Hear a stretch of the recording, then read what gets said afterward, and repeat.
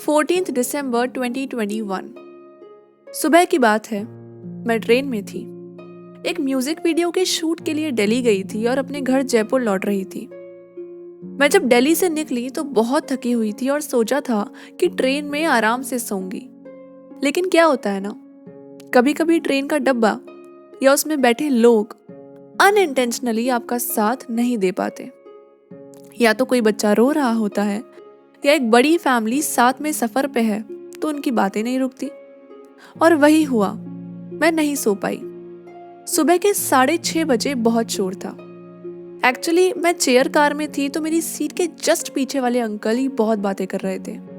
अब 2-2.5 घंटे तक मैं उनसे चिड़ी ही रही, लेकिन उसके बाद उन्होंने एक बात बोली, मुझसे नहीं, जिनसे वो बतिया रहे थे उनसे, कि ईमानदार वो है जिसे बेईमानी करने का मौका नहीं मिला।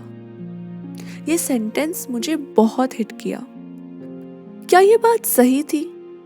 शायद। क्या ये बात पूरी तरह से सही थी?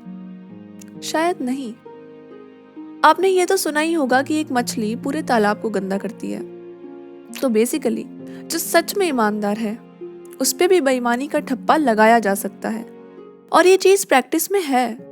कोई किसी पे झूठा केस लगा रहा है, कोई किसी को चोर बता रहा है, कोई किसी को बेवफा ठहरा रहा है और हम मान रहे हैं।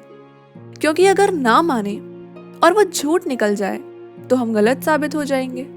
और अगर हम मान जाएं तो बाद में बोल सकते हैं कि यार सब मान रहे थे तो मैंने भी मान लिया। लेकिन किसी चीज की जड़ तक अब कोई नहीं पहुंचना चाहता।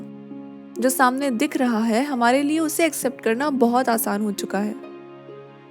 पर अगर लोगों का यही माइंडसेट रहा तो ईमानदार लोग नीयत के कारण नहीं बल्कि डर के कारण ईमानदार होना ही छोड़ देंगे।